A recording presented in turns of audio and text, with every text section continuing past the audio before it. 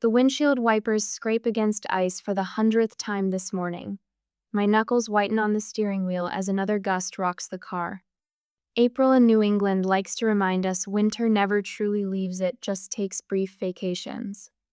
The custom lemon lavender cake sits heavy in my lap, protected by both the seat warmer and my thighs. Brooke deserves perfection for her engagement party. She deserves a sister who drives through the storm of the decade to deliver it. She's worth every mile, every hour, every stop to scrape ice from my wipers. She's always been worth it. My phone chirps. The road ahead disappears into white nothingness as I spare a glance at the weather alert. Historic April storm intensifying, all non-essential travel strongly discouraged. 4 a.m. feels like a lifetime ago. I jolted awake before my alarm, already scrolling through weather reports. The meteorologist's grave face filled my screen. This could be the worst April storm we've seen in decades. Please, stay off the roads unless absolutely necessary. I remember snorting at the word necessary. Family is always necessary. The winter emergency kit rattled in my trunk as I left my apartment, checking off the mental list I'd prepared the night before. Flares, blankets, protein bars, extra windshield fluid. Tire chains already installed. The museum's conservation work taught me preparation means survival, whether preserving centuries-old artwork or navigating a blizzard. "You're insane to drive in this," the baker's words echo as I recall her face when I picked up the cake at dawn. She'd taken my $160 with visible reluctance. "Your sister must be something special." My 7th stop to clear the wipers comes at a gas station in Vermont. The wind slices through my coat as I stretch up with the scraper. Each swipe reveals another layer of crystalline white, like peeling away ancient varnish to find the true painting beneath. My conservation training whispers that sometimes the most valuable things require the most delicate touch to preserve. My phone shows 3 unanswered texts to Brooke. "On my way. About 2 hours out. Almost there." The gas station bathroom mirror reflects exhaustion in the shadows under my eyes. I swap snow boots for heels, the fluorescent light casting a sickly glow as I smooth my hair and reapply lipstick. At least the dingy mirror can't show the hope thrumming beneath my fatigue. Hope that this time will be different. This time the effort will matter. My parents' phones go straight to voicemail. "Hi Mom, hi Dad, just letting you know I'm about an hour out. The roads are rough, but I'm being careful. Can't wait to see everyone." The final stretch winds through mountains. Snow transforms the massive estate into something from a fairy tale as it emerges through the white curtain-all stone and soaring windows glowing with warm light. A valet huddles beneath the portico, his eyes widening as I pull up. "Are you with catering?" He peers through my window, clipboard clutched against his chest. "No," I smile, gathering the cake closer. "I'm family, the bride's sister." His eyes drop to the clipboard. Scan, return, scan again. Let me take your keys, ma'am." The entrance hall surrounds me in golden light and murmuring voices. Snow melts from my coat, dripping onto marble floors. The cake weighs heavier with each step toward the main room. Silence falls like another layer of snow as I cross the threshold. Dozens of elegantly dressed guests turn, crystal glasses pausing halfway to lips. I scan the crowd for a familiar face, Mom's carefully maintained silver hair, Dad's tall frame, Brooke's sunny smile. Nothing. Then I see her. My sister stands across the room in a white cocktail dress, champagne flute frozen in midair. Our eyes lock. The glass trembles in her hand. And in that moment, watching shock spread across my sister's face like frost, I realize I've made a terrible mistake. My sister's worth it. She's always been worth it. But maybe I should have asked if I was worth it to her. "You actually came? In this weather?" Brooke's arms barely circle my shoulders, her designer perfume sharp against the melting snow on my coat. She steps back quickly, smoothing her white cocktail dress as if my winter gear might leave a mark. Mother appears behind her, fingers twisting her pearl necklace. "We didn't set a place for you." Her whisper carries across the marble floor like ice cracking. A photographer hovers nearby, his camera lowered, gaze sliding past me as if I'm part of the wallpaper. This is Jenna. Brooks' father pauses, his bow tie perfectly straight against his collar. Older sister. The words fall into silence. Around us, guests lift crystal glasses, murmur polite conversations, existing in a world I apparently don't belong to. I spot place cards at every table, names written in perfect calligraphy. Walking past each setting, my heart sinks lower. Anderson, Blackwood, Caldwell, but only the right Caldwells. Not a single card bears my name. The cake weighs heavier in my arms with each step toward the gift table. My conservation training whispers through muscle memory steady hands, measured movements. Don't let them see the tremor. A bridesmaid in a champagne-colored dress watches my approach, her lips pursed. Who brought that? Her stage whisper carries. It doesn't match the dessert theme. I arrange the cake with precision, centering it perfectly on the silver tablecloth. My fingers linger on the box, remembering the baker's concerned face. $160 for a cake no one wanted. The metaphor isn't lost on me. Excuse me. My voice sounds distant to my own ears. I need to find the restroom. The estate sprawls like a maze of wealth, each corridor identical in its opulence. Oil paintings watch my retreat, their subjects wearing expressions as practiced as my sister's welcome. My heels click against marble, echoing my heartbeat until my phone buzzes. A group chat notification lights up my screen. I don't recognize the thread name. Brooks' perfect day planning. My number sits there, accidentally included, a digital intruder among familiar names. My thumb hovers.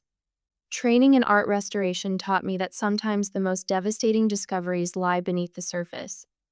Like pentimento in old paintings, the ghost of original brushstrokes revealing the artist's first truth. I scroll up. Brooke's message from 2 weeks ago fills my screen. She doesn't fit the look. We'll say the list was full. Another message follows. Don't worry, she probably won't make it through the storm anyway. The marble vanity catches me as my knees buckle. My reflection fragments in the ornate mirror, professional makeup, now streaked, carefully styled hair falling loose. The woman staring back looks like someone who just realized she's been rehearsing for a play while everyone else attended the real performance. A wrong turn down a service corridor saves me from returning to the party. Laughter floats through a partially open kitchen door, familiar laughter that once meant safety, sisterhood, home. She drove 10 hours through a blizzard. Brooke's voice slurs slightly, champagne bubbles in her words. For what? A pity cupcake? What if she'd crashed? Another voice, Taryn, Brooke's best friend since college. I'd love the silence and sympathy. Our thoughts and prayers go out. The sound of clinking glasses breaks through their giggles. My hand presses against the wall, steadying myself as the floor seems to tilt. The careful reconstruction I've maintained all these years, every holiday, every birthday, every crisis when Brooke needed McCrumbles like ancient varnish under restoration lights. Honey, are you all right? An older woman in catering black stands nearby, concern etching lines around her eyes. Her hand touches my shoulder, warm through my now cold dress. Come sit. She guides me to a small alcove, produces tissues from her apron pocket. Take a minute. Thank you. The tissue shreds between my fingers. I've catered for this family for years. Her voice carries the weight of long observation. They do this to everyone. Last Christmas, it was their cousin. Summer before that, their aunt. My phone sits heavy in my hand. A conservator's instinct whispers, document the damage, preserve the evidence. Would you? The words stick. Could you record what they're saying? Just for a minute? She nods, understanding lighting her eyes, takes my phone. Returns 3 minutes later. The recording will wait. Right now, my feet carry me back through marble corridors, past oil paintings that no longer judge. My coat slides onto my shoulders like armor. Ma'am? The valet's concern seems genuine as I emerge into the storm. The roads are getting worse. Wind whips snow against my face, but it feels warmer than the chill inside. Some storms you can see coming. The keys settle into my palm. Others blindside you. My car disappears into the white curtain of snow, party lights fading in my rearview mirror. The cake sits abandoned on their silver tablecloth, a $160 testament to a lifetime of showing up for people who never intended to make space for me. The windshield wipers battle fresh snow, marking time like a metronome. Each swipe reveals another foot of road ahead, not the path I drove here on, but the one leading away, leading home. The Starlight Motel's sign flickers against pewter clouds, casting intermittent shadows across my windshield. 20 miles feels both too far and not far enough from the estate. The night clerk barely glances up from his paperback, sliding a brass key across the counter without commenting on my formal dress or smeared mascara. Room 114 welcomes me with dated wallpaper and honest fluorescent light. No pretense here, no carefully curated facade, just a clean bed and silence broken only by the quiet hum of an aging heater. My heels click against worn linoleum as I cross to the bathroom. The mirror shows a stranger wearing my face, someone who drove through a blizzard to deliver love wrapped in buttercream, only to find herself erased from the guest list of her own sister's celebration. I remove my makeup with mechanical precision, each swipe of the cloth revealing another layer of truth. The emerald dress chosen to complement Brooke's wedding color hangs limply from a plastic hanger, an abandoned dream caught in the yellow bathroom light. My phone sits dark on the nightstand. 67 notifications blink accusingly from its screen. I power it off with deliberate finality, choosing silence over lies. Snow falls steadily outside my window, each flake catching streetlight before dissolving into shadow. The view blurs as memories surface unbidden. 12-year-old. Me pushing 8-year-old Brooke away from a falling branch, earning both a scar and momentary praise. 16-year-old me declining a spring formal invitation to stay home with Brooke during her first heartbreak. 23-year-old me co-signing Brooke's first apartment lease when our parents refused, certain she needed to learn responsibility. A pattern emerges in the falling snow, stark as tire tracks across virgin white. Every sacrifice met with expectation rather than gratitude. Every gesture of protection twisted into proof of my controlling nature. Every achievement diminished to avoid overshadowing Brooke's glow. The first tear falls without permission. I watch it trace my cheek in the window's reflection, no longer bothering to wipe it away. These aren't tears of hurt, those will come later, I suspect. These tears carry the weight of clarity, of seeing decades of careful manipulation laid bare in a single evening. Morning arrives with brutal honesty, sunlight reflecting off fresh snow until the world appears bleached of shadow.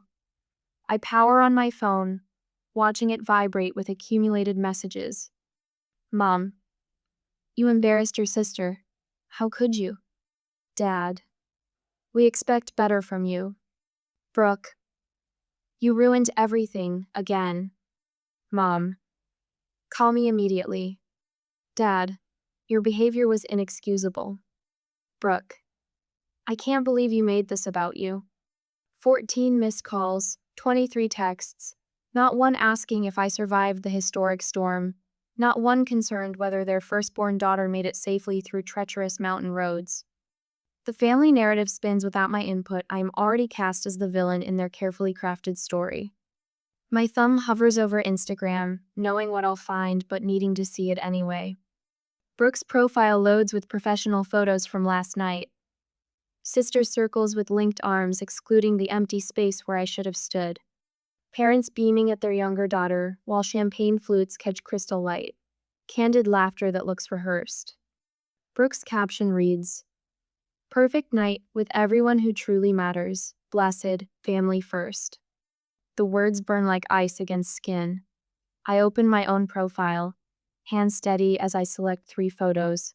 The untouched cake on my passenger seat, dawnlight catching its delicate piping. My windshield half buried in snow, wipers straining against the storm. A quiet selfie in the motel mirror, emerald dress replaced by an oversized sweater, eyes clear despite smeared mascara. My caption forms without thought. Sometimes you show up for people who wouldn't shovel your name off a sidewalk. The first comment appears within minutes. Susan Mackenzie, our childhood neighbor. This doesn't surprise me. Remember when they forgot to mention your PhD defense at Christmas dinner? More notifications flow in, carrying years of silent observation. You always deserve better than their mind games. They did the same to my brother last Thanksgiving. I've been afraid to say anything.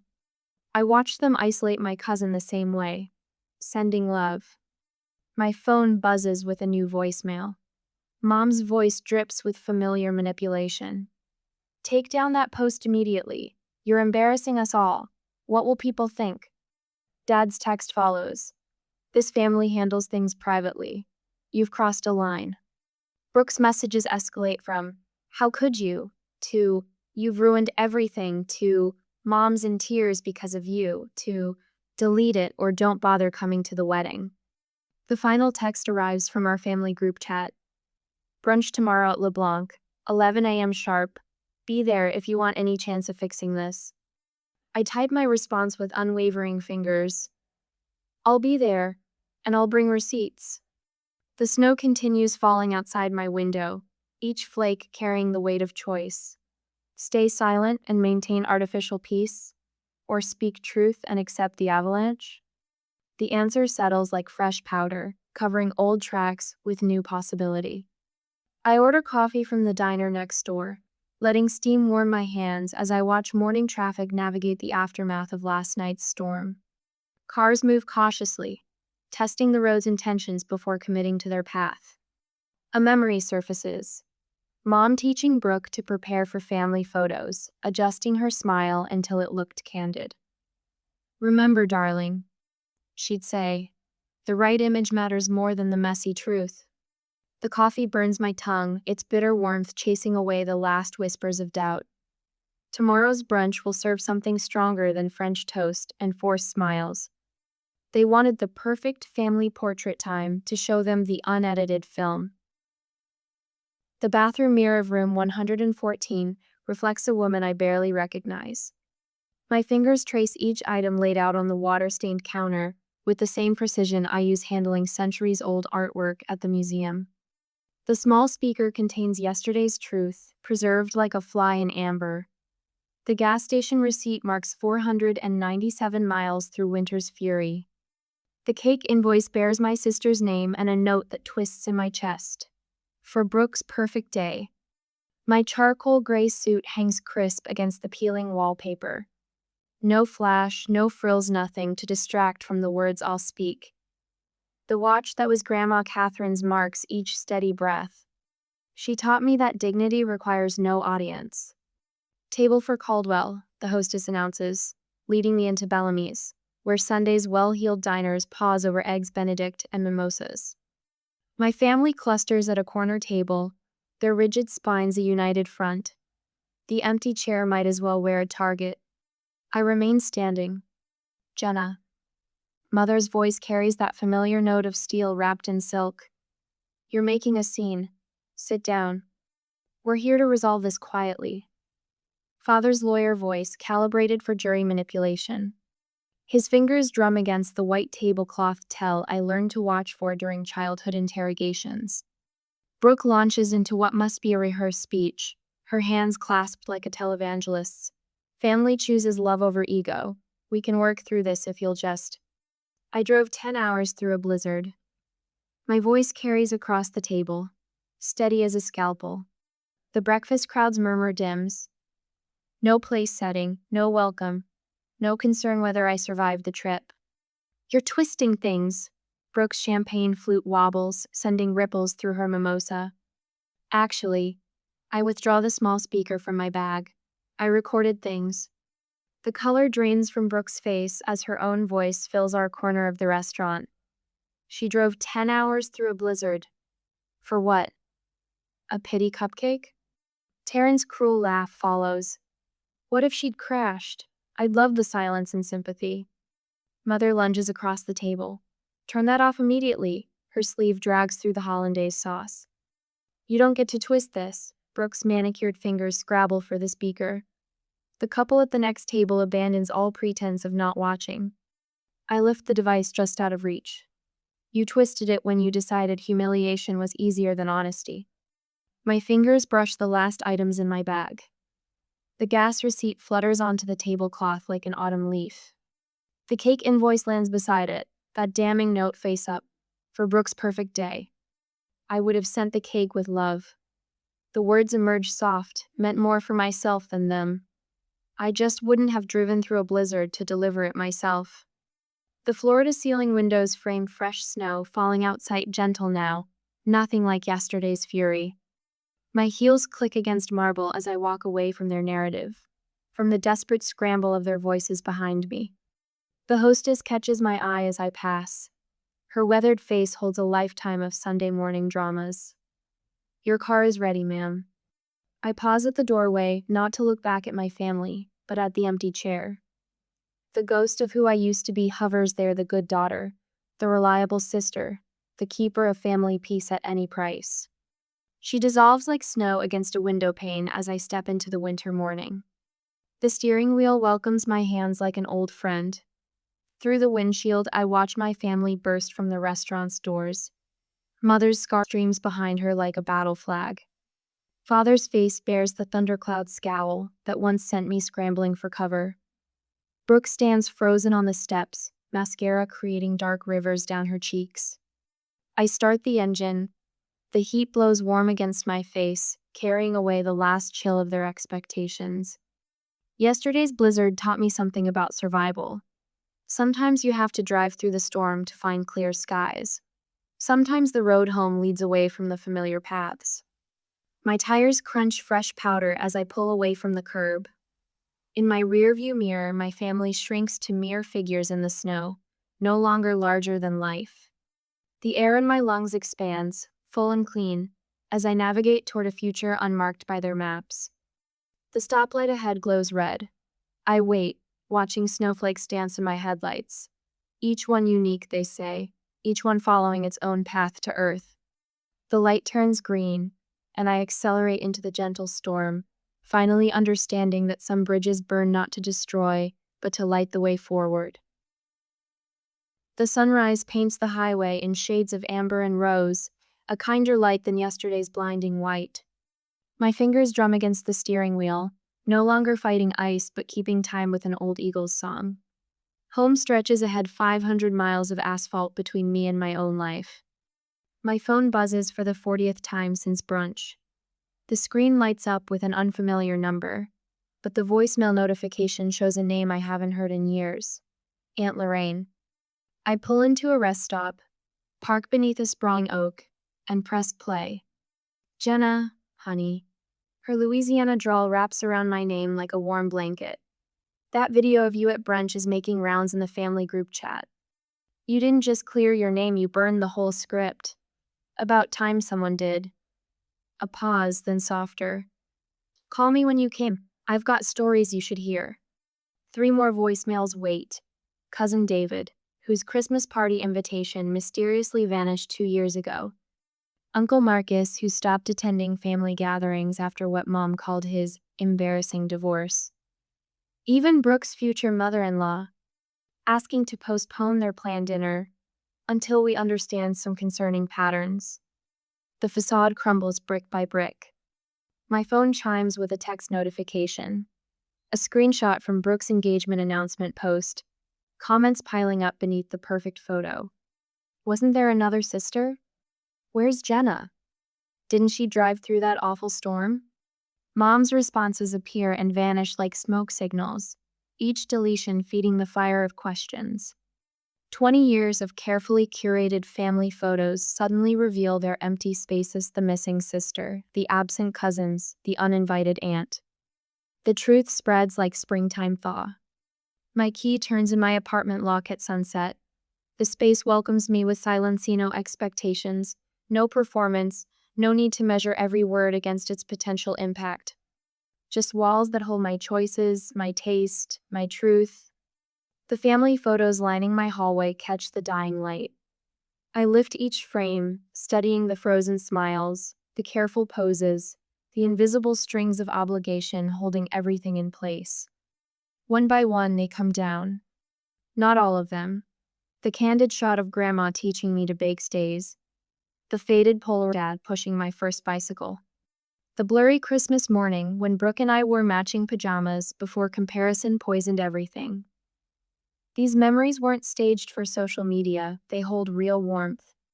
I sleep without setting an alarm, without checking my phone, without rehearsing responses to accusations that haven't arrived. The morning brings no guilt, no knot in my stomach, no compulsion to smooth ruffled feathers or translate hurt into more palatable portions.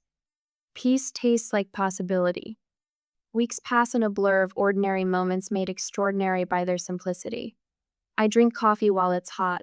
I leave work on time. I say no to things I don't want to do. The world doesn't end. Then a letter arrives, thick cream envelope, formal letterhead, handwriting I don't recognize. Dear Jenna, we've never officially met, though I've heard about you for years, always in fragments, always with qualifications. I'm writing because I need to understand the family I'm planning to marry into. Brooke and I are in counseling. The things she's starting to admit about your family's dynamics have shaken both of us. The Storm story was just the catalyst. There's so much beneath the surface. I keep asking myself, if they could erase a sister so completely, what else could they justify? I don't expect you to fix this. You've already done the hardest part, showing us the truth. With respect, James. I fold the letter carefully, smoothing each crease. My response takes 3 drafts. James, thank you for reaching out. The family you're seeing now is the family that exists, not better or worse than the picture they presented, just real. More hope for healing than perfect ever did. Whatever you and Brooke decide, I respect your journey to truth. Wishing you clarity. Jenna.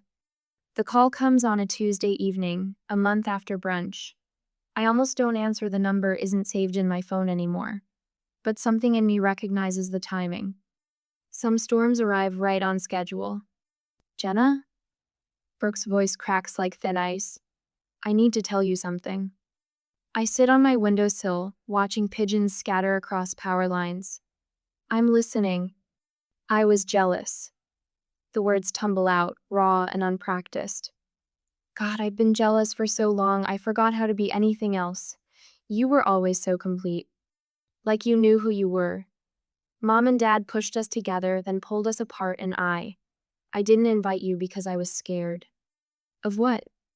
Of standing next to you? Of everyone seeing you and wondering why they settled for me instead? A shaky breath. The storm thing that was just proof. Who drives through a blizzard for someone who didn't even want them there? Only you. Always you. The pigeons resettle, ruffle feathers, find new positions.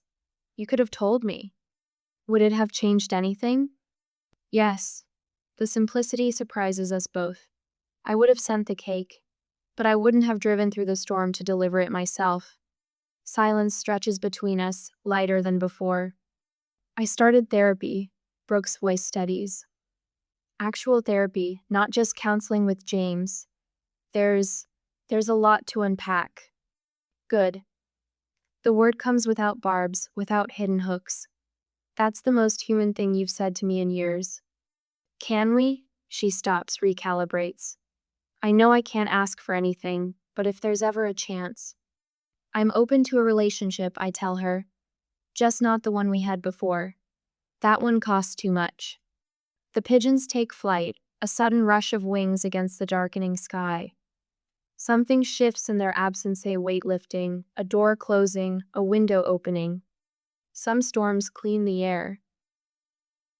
The autumn sun streams through my living room windows, catching dust motes that dance above the potted ferns. 6 months ago, these walls were the sage green paint my mother selected. Now, the walls glow terracotta, warming the space like a perpetual sunset. My guests sprawl across secondhand furniture, chosen for comfort rather than coordinated perfection. Pass the bread, art goddess. Rachel extends grabby fingers toward the sourdough loaf, and I slide the cutting board her way. She's been calling me that since I salvaged her great-grandmother's wedding portrait from water damage last spring. Still can't believe you managed to save those colors. Mark raises his wineglass in a mock toast. To Jenna, preserver of memories worth keeping. The empty chair at my table catches the light. I used to fill every seat, cramming in bodies to avoid the appearance of absence. Now that single open space reminds me that choices matter more than capacity. Laughter bubbles up from my chest, unrehearsed and unfettered by the constant mental editing that ruled my life 6 months ago. These people know my story. They witnessed my undoing and rebuilding. They bring casseroles when I'm sick and tell me hard truths when I need them. My phone buzzes. Mom's latest text glows on the screen. Thanksgiving plans discussion needed. Traditional family dinner at 4. Brooke and Thomas confirmed. Your chair will be waiting.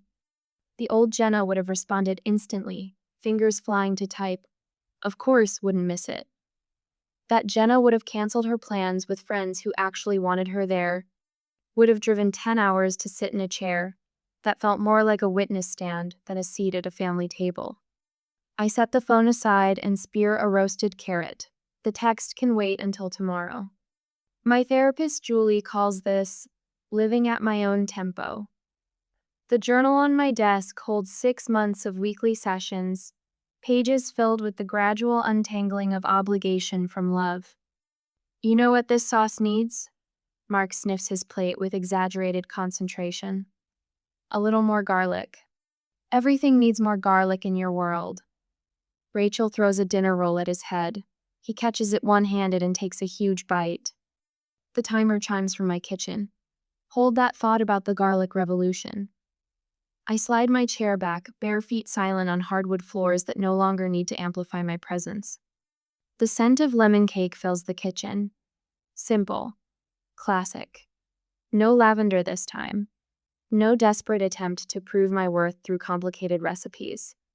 Just butter, sugar, flour, and zest, combined with the precision my conservation work taught me to value.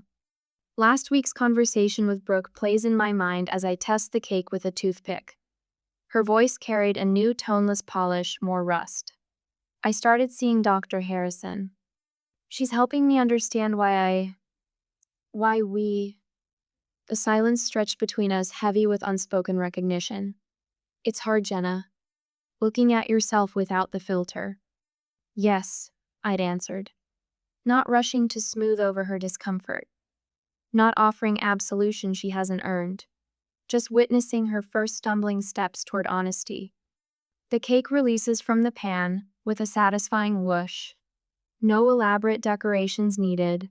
No message to prove. Just the quiet pleasure of creation for its own sake. Dad still won't take my calls.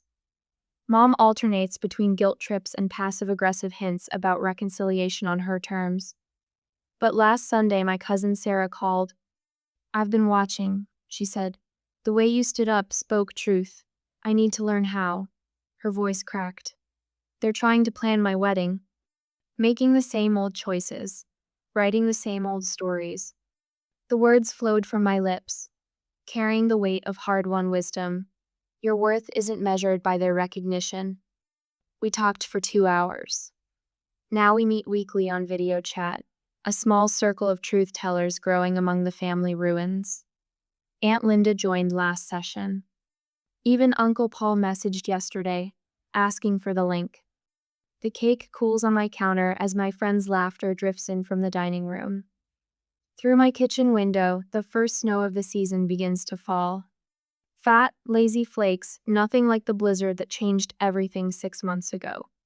My reflection shivers in the glassy double exposure of who I was and who I'm becoming. The woman who drove through a storm to deliver perfection now bakes simply for the joy of it. The girl who spent decades polishing family mirrors now lets her own light warm these walls. White powder dusts the fire escape outside. My hands remember the weight of that lavender lemon cake, the burning cold of the steering wheel. But tonight, my palms cradle a simple white cake, unadorned and honest. In the quiet of my kitchen, I cut the first piece. The knife slides through butter-yellow crumb, releasing more citrus brightness into the air. This slice belongs to no one but me. I lift the fork to my lips, close my eyes, and taste peace.